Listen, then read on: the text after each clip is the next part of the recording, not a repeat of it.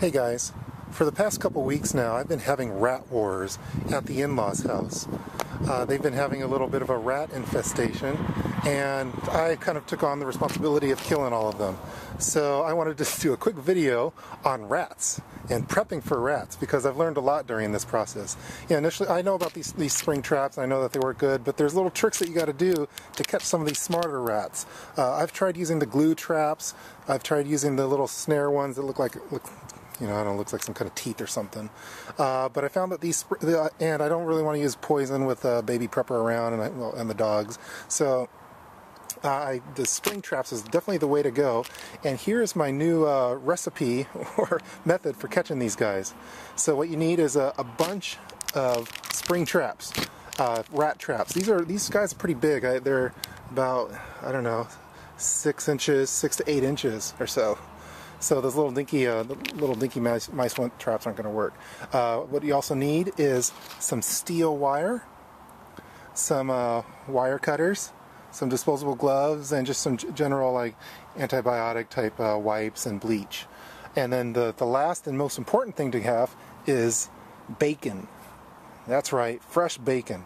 So what I was doing before is I was setting these traps and I was putting peanut butter on it because I heard that peanut butter is a great bait. But what I found out is that, you know, I might kill 1 or 2 rats with these guys, but the smart ones, they figure out that they're able to lick the peanut butter off of here without setting off the trap. Or they'll just set off the trap and then clean off the peanut butter from it. So it was just, it was becoming a very frustrating process. So what I found out is that you want to go with more of a hard type bait, and that's where the bacon comes in. So last night I cooked a bunch of bacon and I kept it semi-soft, and so then I wrapped it around the little head of this, and then I used some steel wire and, you know, fastened it on here so the rats would have to pull the bacon off. And, you know, so I had to cut the steel wire with the cutters. Of course, during all this I'm using gloves. Initially I was using my black nitrile gloves, but I figured they're too expensive, so I got some cheap ones to use for these guys. So this is another thing you might want to keep an eye out for prepping needs, because you know, if there was an emergency, I imagine there's going to be some rats too. So I would recommend having a couple dozen rat traps. Seriously. These guys are nasty. They're real sick. So anyway, so last night I had a real good success. I got 3 of them. 3 of these guys. They scared the crap out of TheUrbanPrepper, and they've been crawling all over things. So I've, for example, laundry baskets. They've been going. Everything that's on the ground I'm having to sterilize now. So having a bunch of bleach is definitely a great prepping item to have. I've been putting the bleach in this little spray bottle. It's not really 409. And so I've been having to sterilize everything that they've been touching. I have some backpacks and stuff that they're also going to have to get sterilized somehow. Yeah, so what I'm going to do now, you know, viewer discretion is advised, but I'm going to show you the kill scene of last night's activities. So let's go take a look. By the way, I am at the in-laws house. I'm the designated rat catcher. So I moved them by the garbage cans. And here they are. Oops. These are my 3 catches from last night. The flies are already getting to them. But as you can see, the bacon, it's kind of morbid, I guess, but the bacon's wrapped around that and with the wire. And this is working great. So these guys were terrorizing us the past few days over when we were visiting the in-laws. So they are dead. I got their mom too. The mom's really big. These guys look like little babies to me. I think they're Norway rats.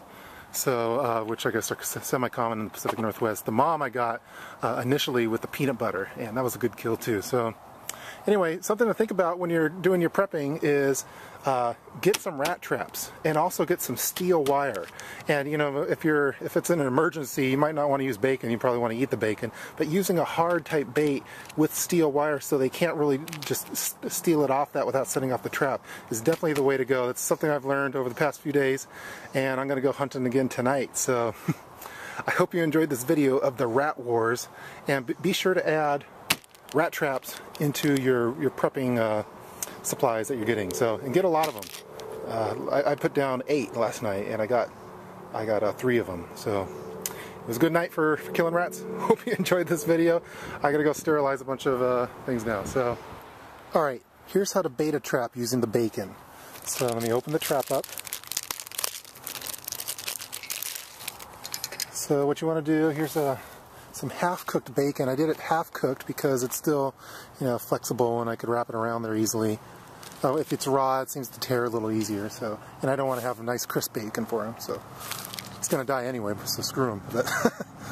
But also, I figure since it's his last meal, I cooked it a little bit, so he'll have a little bit of a feast before the end. So what I do is there's a little lip in here. Let me see if you can see it. And I try to get the bacon stuck in there a little bit initially. So now, if you were wondering, we do have the exterminator is going to be coming tomorrow. Actually, he's going to go underneath the crawl space and everything to take care of stuff. But I'm doing what I can for right now to, you know, take out a little bit of the population. So for some of the holes that are in the house and the outside, I've been sticking steel wool in there. Anyway, so here's the steel wire. You could get this in the framing sections at like Lowe's or Home Depot for picture frames. And I don't know, what's about that, 6 inches, 6 or 7 inches, I don't know. And so I just wrapped the bacon around it so he has a nice fat piece. He might get a few nibbles off of it. But I don't know, nothing too scientific on this. Let me just wrap it around a few times. I kind of try to go up and down and around and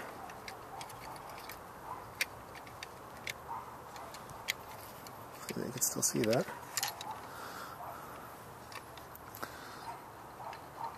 Okay, and then I just kind of make a little clamp tight on there, and that's basically it. So he'll get a few pieces out of that. He'll get a few good nibbles, but he'll meet his end soon enough. So, and then just to set it, you don't want to get your finger stuck in there. You can break a finger on these rat traps. Mouse traps, no big deal, but it'll hurt. So anyway, I hold down the bottom like that, and put a decent amount of pressure on, and then just, you know, put the thing there. And then I kind of do a little spot check to make sure it's not going to snap up on me. And that's it. So that's the rat's last meal using the bacon method. Let me see if you can see a close-up of that. Yeah, so you can just see I just basically wrapped it around there. And so he can't really pull it off of there like he does if you put a piece of cheese or something. He'll get that real quick like a ninja. Yeah, so when it's time for him to meet his maker, it'll be real quick and fast. Just like there, one dead rat.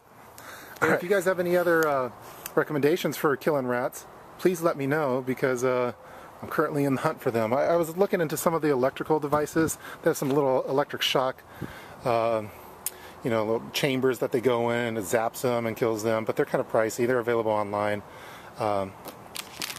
But so far, I think this is working really good, and it's fairly affordable. These things cost about, I don't know, $1 to $2 each, I think. So anyway, leave your recommendations for killing rats.